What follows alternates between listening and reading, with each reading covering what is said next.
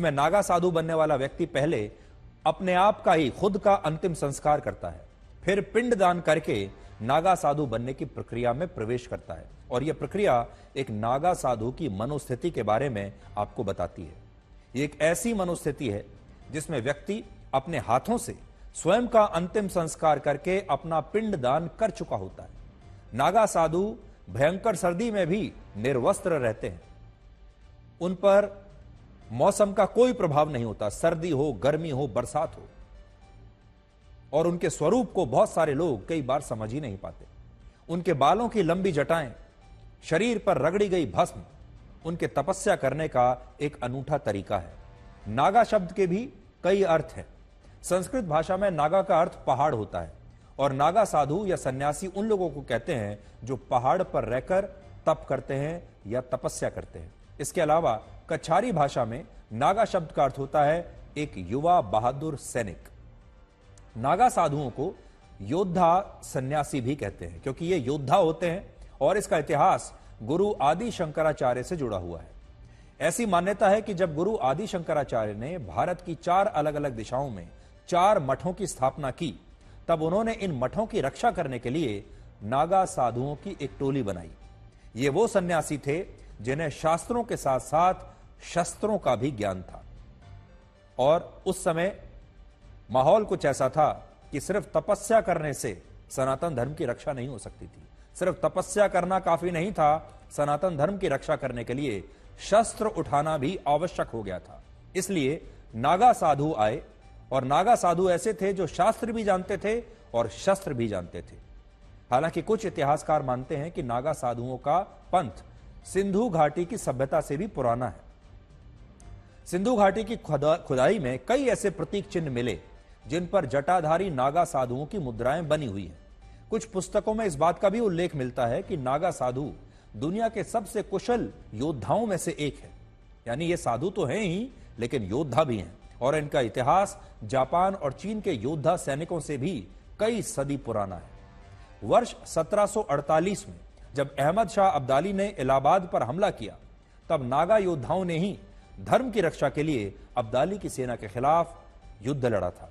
इसके अलावा जब भारत आधुनिक बनने के दौर में आया, जब यहां सब कुछ हम आधुनिकता के दौर में आए, तब नागा साधुओं की फौज बिखर गई और उन्होंने स्वयं को पूरे संसार से काट लिया। आज भी नागा साधु युद्ध कौशल में निपुण होते हैं, लेकिन वो इस युद्ध कौशल का, अपने शस्त्रों का खुलकर प्रदर्शन नहीं करते। नागा साधु बनने की प्रक्रिया तपस्या से शुरू होती है और यह तपस्या कभी ना खत्म होने वाली दीक्षा के साथ जारी रहती है।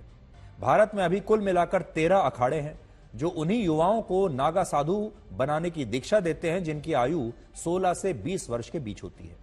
भारत में सनातन धर्म की रक्षा करने के लिए 4 लाख से ज्यादा नागा साधु हैं और यह संख्या इतनी है कि कई देशों के पास इतनी बड़ी सेनाएं भी नहीं है। आम लोगों में नागा साधुओं को लेकर उनके मन में 4 बड़े सवाल होते हैं और हो सकता है आपके मन में भी सवाल होंगे, जिनमें पहला सवाल यही होता है कि नागा साधु निर्वस्त्र क्यों रहते हैं। तो इसका कारण यह है कि नागा साधु प्रकृति और प्राकृतिक अवस्था को महत्व देते हैं। जब कोई इंसान इस दुनिया में जन्म लेता है तो वो निर्वस्त्र ही दुनिया में आता है और यह अवस्था प्राकृतिक होती है और इसी भावना को आत्मसात करते हुए नागा साधु हमेशा निर्वस्त्र रहते हैं। वो प्रकृति के साथ चलते हैं। दूसरा सवाल यह होता है कि नागा साधुओं को ठंड क्यों नहीं लगती, मौसम का उन पर असर क्यों नहीं होता। तो इसके पीछे का कारण यह है, जब कोई व्यक्ति नागा साधु बनने की प्रक्रिया में प्रवेश करता है तो उसका शरीर इस स्थिति में चला जाता है जहां उसे गर्मी, सर्दी और अग्नि का एहसास होना बंद हो जाता है। यह ठीक वैसा ही है जैसे एक महिला के गर्भ में एक बच्चा सभी मौसमों में जीवित रहता है, कैसा भी मौसम हो, और उसके शरीर पर कोई कपड़े नहीं होते और बच्चा निर्वस्त्र ही इस दुनिया में प्रवेश करता है। तीसरा सवाल यह होता है लोगों के मन में, नागा साधु अपने शरीर पर भस्म लगाकर क्यों रखते हैं, अपने शरीर पर भस्म क्यों रगड़ते रहते हैं। भस्म मृत शरीर से बनी वो राख होती है जिसे शरीर पर रगड़कर नागा साधु ये बताते हैं कि वो मृत्यु को जीत चुके हैं, मृत्यु पर विजय पा चुके हैं और मृत्यु उनका कुछ नहीं बिगाड़ सकती। चौथा सवाल लोगों के मन में यह होता है कि नागा साधु कुंभ मेले में कहां से आते हैं और इस मेले के बाद कहां चले जाते हैं?